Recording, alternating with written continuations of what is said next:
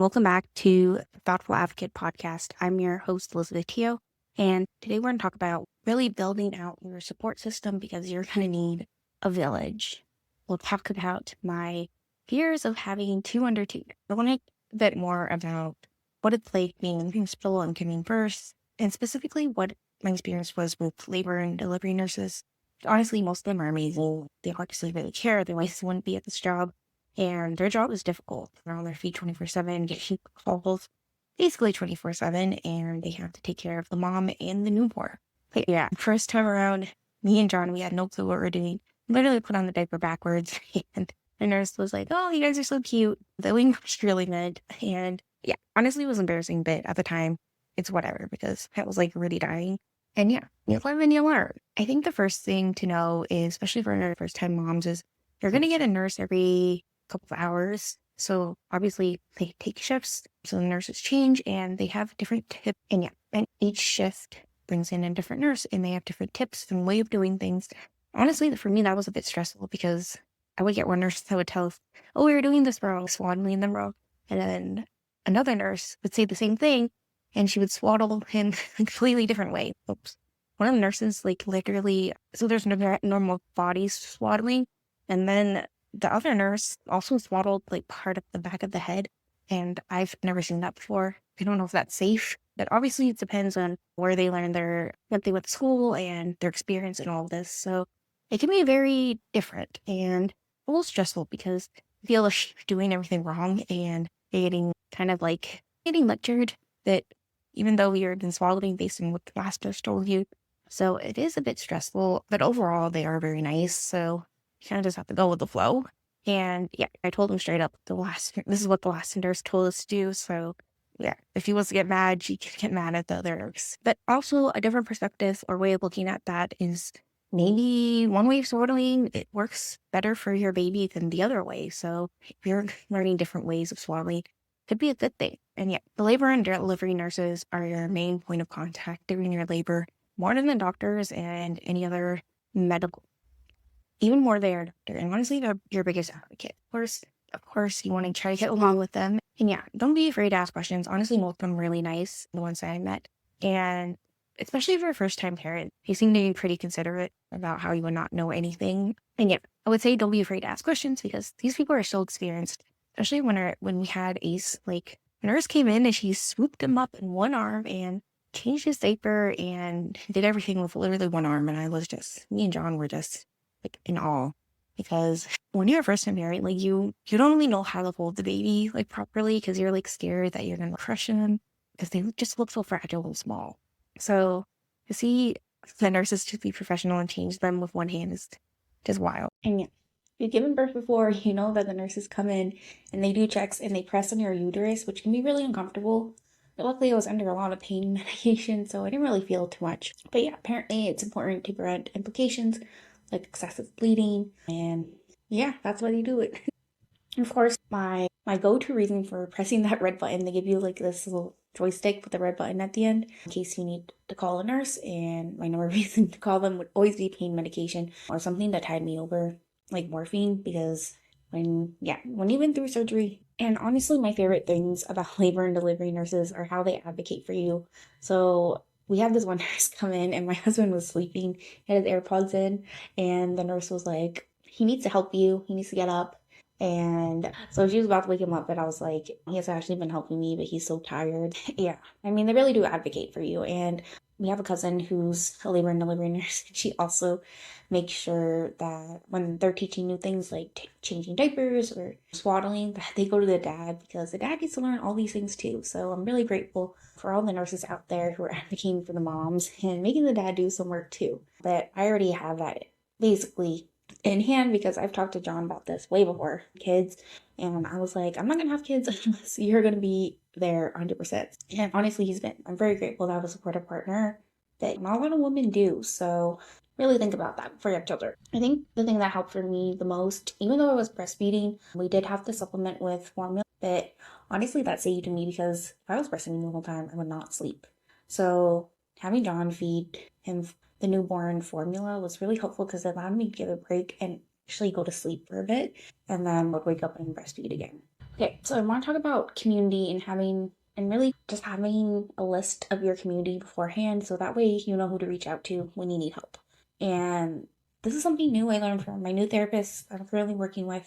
And it's basically, I think the acronym is Doers, Listeners, and I forgot what the R. I think but basically the last one is like paid help. So the first one is Doers, people who you know will actually help you and come and do things like maybe they'll help you clean a bit or hold the baby or whatever you need basically. Maybe if you need groceries, they'll help you with that too. So I have my list of people who would do that. Luckily, we have John's sister and my mom-in-law and my mom if we really need her. And yeah, we do have more support, especially that everyone's basically in the same city now. That's really helpful because previously John's mom was like almost an hour away and she would still come and help. So I'm really grateful for that. And now that she's closer, it puts me much more at ease, especially for when I give birth because someone needs to watch Ace.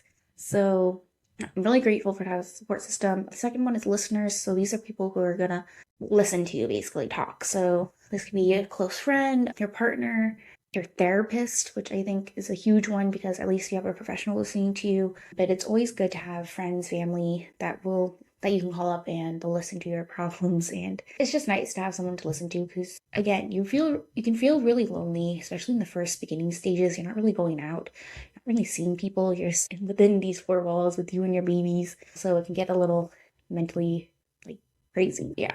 And I think for me, the reason why I want to have more people on my listener list besides John, because like he's also being mentally and physically drained as well. So I don't want to put too much burden on him. So it's good to have a therapist and like other people you can talk to during this time. And the last one, I can't remember what it stands for. Starts with an R and was a word that I don't frequently use. But basically, these are people that you can rely on for paid help. So these include like paying nanny, which we have currently, but I don't know how we can't really afford to extend her, but we'll see. I think if emergencies, then we definitely need someone. At least it's nice to have a couple contacts on hand. This includes cleaners, people who do delivery, groceries, food, whatever you need. Paid help is also help. Even if you have to dig into your savings a little when you're in survival mode, it's just so helpful and crucial too for your mental health and physical well-being. Because for 6 weeks, I basically can't carry Ace, so I just have to be careful. And I'm not going to be able to like cook like crazy meals and do a lot of stuff like cleaning. I'm mostly just walking, carrying the newborn, feeding him, and yeah, just doing the basics of taking care of myself while my incision fully closes. And this time around, we're taking 18 months, but it's not really 18 months. I believe it's 67 weeks or something. But basically, you split that between you and your partner for in Canada, and they pay 55%, I believe, and then your company, if you work for a great company, they'll top it off. My company's pretty good, honestly. They top off like 90% for the year, and then it lowers after that. But honestly, we thought it would be. I was talking to John, and I was saying, like, I think it's more important to have more quality time now that there's two. So even if we have to like not make as much money and like dip into our savings, like I think it's worth it because we're never gonna get this time back again. And yeah, when I'm old and gray, I think I'm gonna think about how when they were like little babies, and yeah, for sure gonna think about like my kids in this time. And so I really want to take it all in.